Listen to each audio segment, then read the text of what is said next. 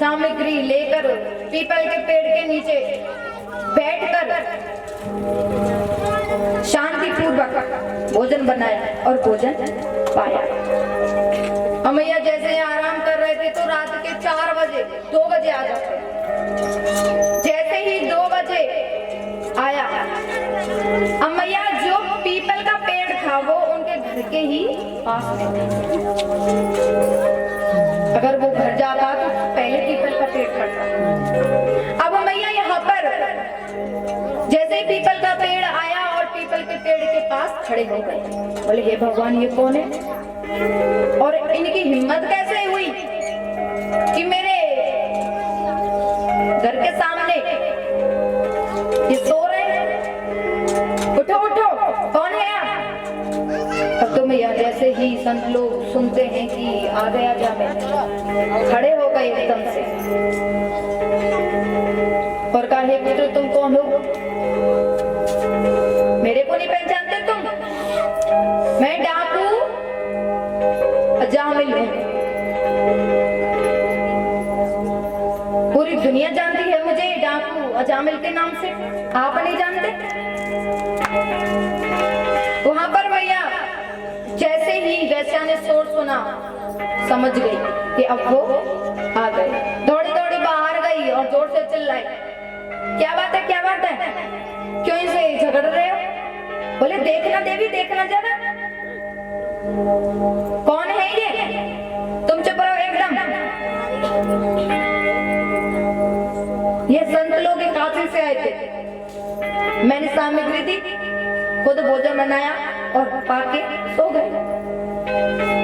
थोड़ी देर आराम कर रही हैं। मैं ये देखिए, जो पंडित जी थे वो वैश्या से बहुत डरते थे, एकदम शांत बैठे। बोला देवी कोई बात नहीं है, एक रात क्यों 10 दिन खूब रहे। क्या बात है, खूब रहो खूब रहो। अमैया जैसे ही प्रातः हुई, प्रातः में संत लोग उठ के जाने वाले थे कि वैश्या आ गई।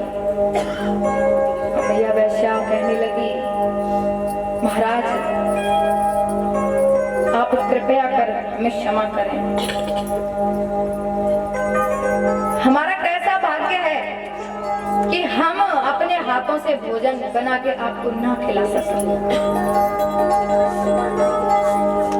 अब तो उनकी दर्द भरी कहानी सुनकर संतों को भी दया दे। बोले उनके घर को हम सुधार के जाएंगे, अगर यहाँ आए हैं तो कुछ ना कुछ करके ही जाएंगे। अमैया वैश्या के पीछे पीछे वो पंडित जी आ गए। जैसे ही वहां खड़े थे, संतों ने कहा हमें दक्षिणा दो। अब तो जैसे ही पंडित जी ने सुना, हंस पड़े। बोले क्या क्या कह रहे हो, दक्षिणा चाहिए तुम्हें? अरे वही चोखा, मान लो कि आपने जो झोला दंडी है ये नहीं लिए, मिल जाएगी दक्षिणा, चले जाओ यहाँ से। खड़े आए दक्षिणा लेने वाले। संतों ने कहा देव पुत्र, मुझे ऐसी वैसी दक्षिणा नहीं चाहिए। मेरे कहने से केवल तू एक बात मान ले। क्या मानूं? तेरा जो पुत्र होगा उसका नाम तू नारायण रखना। क्या रखना भैया? नारायण। जामिल ने सोचा कौन सी बड़ी बात है, पुत्र हो जाएगा, मैं रख दूंगा ना, कौन सी पाड़ वाली बात है। वहां से संत लोग चले जाते। अब मैया जैसे ही जाते हैं, जो वैश्या थी गर्भवती थी, एक पुत्र होता है, उनका नाम नारायण रख देते। यहाँ पर मैया जैसे ही उनका नाम नारायण रखा, 7-8 साल के हो गए। अमैया अजामिल पंडित जी जो हैं, उनका समय आया ऊपर जाने का। अमैया एक खटिया थी, उस पे उल्टे लेट रहे थे। जैसे ही वो लेट रहे थे तो यम के दूत आते, 2 यम के दूत आते और आकर के पैर को खींचते हैं। अमैया इतना पत्थर है कि खाट को कस के पकड़ लिया। महसूस हो गया कि अब मैं ऊपर जाने वाला हूँ। मैं जोर जोर से चिल्लाने लगा, बचाओ मुझे, बचाओ मुझे, बचाओ। अब कौन आए उसे बचाने? उसने एक दृश्य देखा कि थोड़ी दूर पे उसका पुत्र नारायण खेल रहा था। अब तो मैया जोर जोर से चिल्लाने लगा, नारायण बचाओ, नारायण बचाओ, नारायण बचाओ, नारायण बचाओ। अब मैया जैसे ही नारायण शब्द उसके मुख से निकलता है, स्वयं विष्णु भगवान उनके सामने आ जाते हैं। उनका जो पुत्र है वो तो नहीं आया, लेकिन मेरे गोविंद उनकी रक्षा करने अवश्य आए। अब मैया आप ही सोचिए, अंत के समय अगर हमारे मुख से श्री कृष्ण का नाम भी आ जाए, तो अगर हमने पूरी जिंदगी में पाप ही पाप किए होंगे, हमें हमेशा के लिए मुक्ति मिल जाएगी। हमें आप ही सोचिए, डाकू अजामिल कितना बड़ा पापी था। इंसानों को यूं ही काट देता था, मार देता था, चोरी करके लाता था। उसने किसका नाम लिया? पुत्र का नाम। लेकिन मेरे गोविंद ने क्या समझा? मेरा नाम लिया। अब मैया आप ही सोचिए, अगर आप अपने पुत्र का नाम राधा, कृष्ण, नारायण अगर ऐसे रखेंगे तो कितना अच्छा होगा। क्योंकि जिसका मन नहीं है पूजा करने में, भक्ति करने में, अगर उसके भी पुत्र का नाम नारायण, कृष्ण, राधा हो, तो वो अपने पुत्र को तो बुलाएगा। कम से कम एक दिन में 10-20 बार राधा राधा, नारायण नारायण, कृष्ण कृष्ण कहेगा। लेकिन आजकल के ऐसे नाम कहाँ रखते हैं? चिंटू, मिंटू, पिक्कू ऐसे नाम रखते हैं ज्यादातर, तो है ना मैया? अच्छा, कौन कौन सी मैया के पुत्र का नाम कृष्ण है? कृष्ण है, जल्दी बताओ। एक ही मैया है। और कौन कौन सी मैया की पुत्री का नाम राधा है? और कौन सी मैया का नाम चिंटू, पिंटू, टिंकू ऐसे हैं? क्योंकि मैया आजकल तो ऐसे ही नाम जल्दी चल रहे हैं, बहुत सोच समझ के नाम नहीं रखते हैं बिल्कुल।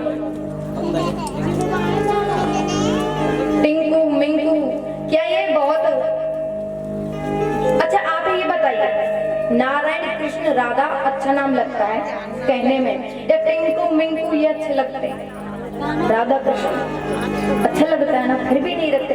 पुराना हो गया, बहुत पुराना हो गया, क्या करेंगे अब रख के? जिसके भी आपके पुत्र या पुत्री होगा वो ऐसा ही नाम रखना।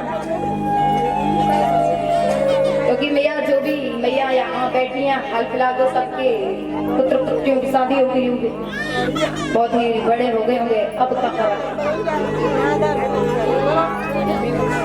देखिए, ये हमारा एक मन होता है, हमारे 10 मन नहीं होते, केवल एक मन होता है। उस मन को आप कहीं भी लगा लो, मेरे गोविंद के चरणों में लगा लो, कहीं भी लगा लो, और जहां इस मन को लगाओगे वहां से फिर वो हटेगा नहीं। क्योंकि मैया जो गंदी चीज है, बुरी चीजें, वो हमारे मन में बहुत जल्दी आती हैं, हमारे अंदर बहुत जल्दी प्रकट होते हैं, और जो अच्छी चीज है वो बहुत लेट आती है। देखा भी होगा आपने, ज्यादातर बच्चे ज्यादा बिगड़ जाते हैं, ज्यादातर बहुत। अब मैया आप ही बताइए, हमारा एक मन है, अगर हम गोविंद के चरणों में इसे समर्पित कर देंगे, दूसरा मन है नहीं हमारे पास, तो जो एक मन है वो हमेशा मेरे गोविंद के पास रहेगा। फिर आप संसार की तरफ, दुनिया की तरफ देखेंगे भी नहीं। अगर आप उसी मन को इस दुनिया में, इस संसार में लगा लोगे, तो मेरे गोविंद फिर आपकी तरफ नहीं देखेंगे। क्योंकि मैया जब गोपी थी, गोपी ग्वाल, उनके पास केवल एक ही मन था, सबके पास एक ही मन होता है। राधा ने, गोपियों ने एक मन मेरे गोविंद को समर्पित कर दिया। अमैया उनको उधो भी खूब समझाने आए थे कि मन को मेरे गोविंद के चरणों में लगाओ, राधा जी ने साफ साफ कह दिया, उद्धव एक मन है, रसमन नहीं है। हमारा केवल एक मन है, वो मन को मेरे गोविंद के साथ चला गया। अब चाहे हमको नरक में जाना पड़े, लेकिन हम इस मन को मेरे गोविंद से नहीं ले सकते।